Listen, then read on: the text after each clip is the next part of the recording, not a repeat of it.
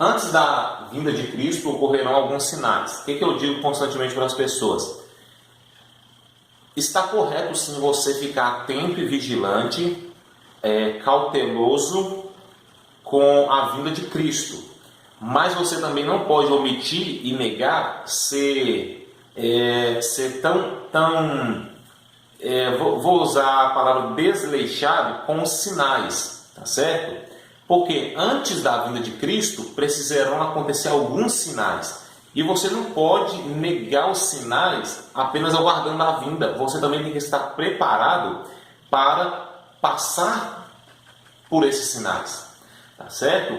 Então, antes da vinda de Cristo ocorrerão alguns sinais e é dever do cristão estar atento a estes acontecimentos. Coloquei aqui, sinais é igual a acontecimentos. Por quê? Existem muitos cristãos que, quando encontram a palavra sinal escrito nas Escrituras, ou no meio de alguma pregação, ou algum artigo, eles imaginam algum acometimento espiritual, algum evento sobrenatural, alguma aparição, visão, revelação. Então eles associam sinais simplesmente a essas manifestações espirituais. Não. Sinal, na maioria das vezes mencionados por Cristo e pelos apóstolos referentes ao fim do mundo, são acontecimentos, tá certo? E assim, semelhante às 7 trombetas, tem pessoas que associam as 7 trombetas simplesmente ao som da trombeta. O primeiro anjo, segundo anjo, terceiro anjo tocou sua trombeta. Então muitos cristãos acham que vão ouvir uma trombeta tocando, mas não sabem o significado real da trombeta. Uma trombeta era usada principalmente em guerras para anunciar que o inimigo estava atacando, quando o exército deveria atacar, deveria ficar em repouso, deveria recuar. E esse era o sinal que o som da trombeta trazia. Então, as trombetas do Apocalipse também são sinais que servem para deixar principalmente a igreja alerta, atenta sobre o que vai acontecer também. Da mesma forma, os sinais que antecedem a vinda de Cristo. As trombetas estão incluídas nesses sinais? Sim, estão. Mas as trombetas elas irão funcionar, irão entrar em atividade em sua maioria no período da grande tribulação. Então não vai entrar muito nesse contexto aqui, tá certo? Vamos lá. Sendo assim, sinais são acontecimentos. Mateus 24, 32 e 33. Aprendei, pois, esta parábola da figueira. Quando já os seus ramos se tornam tenros e brotam folhas, sabeis que está próximo o verão. Igualmente, ou seja, igual a esse exemplo, quando virdes todas essas coisas, quais coisas? Os sinais, acontecimentos. Quando virem estes acontecimentos, sabei que ele está próximo às portas. Então assim, Cristo não diz para ignorarmos os ramos se renovando e as folhas brotando, os sinais. Antes diz para aprendermos com esta lição. O que essa lição ensina? Que devemos estar atentos aos sinais que acontecerão antes da sua vinda. Então, quando esse versículo aqui diz sobre a figueira e os seus ramos, e que anuncia o verão, o ponto importante aqui é o verão, certo? Mas, de forma indireta, todo o versículo chama a atenção para os acontecimentos que antecedem a estação do verão, que são os ramos da figueira se tornando tenros e brotando as folhas. E o que acontece? Cristo está dizendo para ficarem mais atentos, não vou dizer ficar mais atentos, para prestarem atenção no acontecimento das folhas se renovando e os ramos brotando, para saberem que essa nova estação está chegando. E assim, os ramos se renovando e as folhas brotando seriam os sinais, os acontecimentos, que uma nova estação breve viria. Qual estação é essa? O verão. De igual modo, os acontecimentos mencionados por ele no decorrer do sermão, principalmente em Mateus 24, o sermão profético, Mateus 24, Marcos 13 e Lucas 21.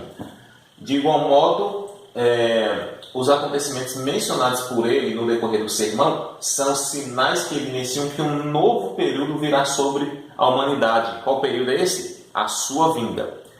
Assim,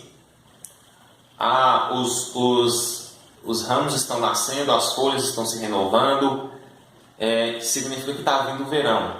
Poxa, está acontecendo uma guerra ali, um terremoto ali, está tendo uma mudança de clima, a igreja está se afastando da fé, significa que Cristo está voltando. Os sinais que antecedem a estação anunciam a vinda dela, tá certo?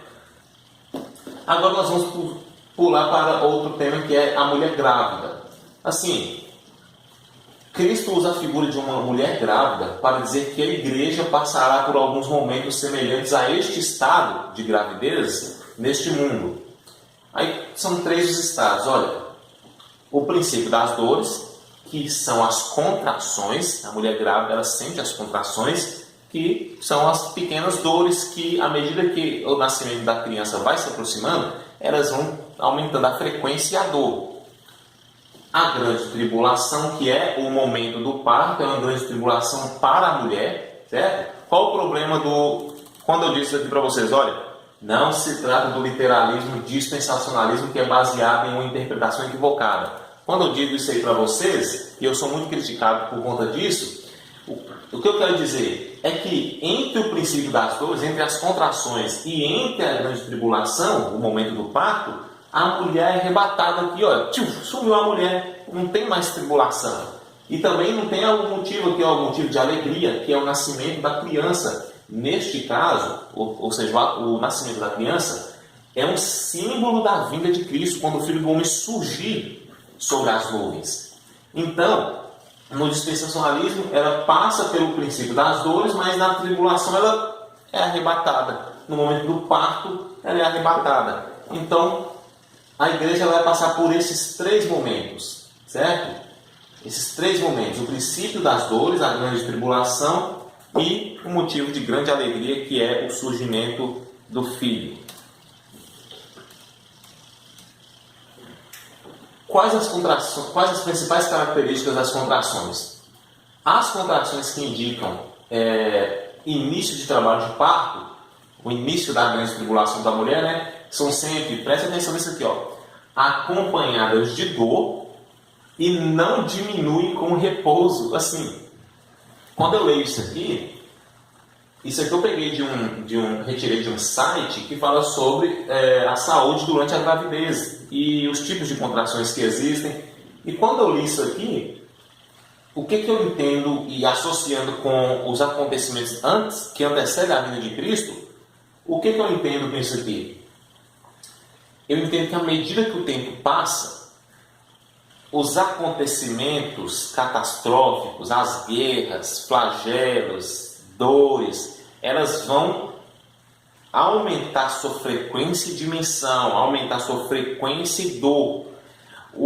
Se antes uma região era afetada com uma determinada miséria, desgraça, então não somente aquela região vai ser afetada, mas as outras regiões ao redor dela, e com muito mais intensidade do que foi o primeiro acometimento. Olha, aumentam de intensidade e surge inicialmente a cada 20 minutos, evoluindo para um intervalo menor de 15 e depois a cada 10 e 5. Tem situações que ocorrem até de 1 em 1 minuto antes do momento do parto. E assim, olha, e não diminuem com descanso, com repouso. Então não fica você esperando um futuro dourado, um futuro de paz antes da vinda de Cristo, porque a tendência da contração é só piorar a situação cada vez mais. A iniquidade vai aumentar? Vai aumentar. Não, mas eles estão dizendo sobre a paz mundial, um sistema educacional mundial, de tranquilidade, de segurança mundial. É uma falsa paz, porque segundo as Escrituras, a tendência da humanidade é se tornar mais perversa e corrupta, e a única força que vai ser capaz de destruir essa maldade é a vinda de Cristo.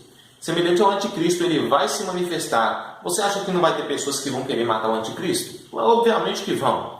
E assim, só que as Escrituras dizem que a única força capaz de destruir o anticristo vai ser a vinda de Cristo.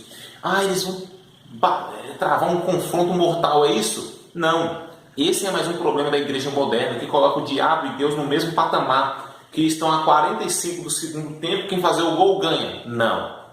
As Escrituras dizem que quando Cristo se manifestar, sabe como ele vai destruir o anticristo?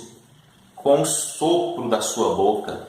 Poxa vida, então tire da sua mente que o diabo ele é super poderoso, que é Deus que está tentando batalhar contra o diabo. Olha o que diz no livro de Mateus.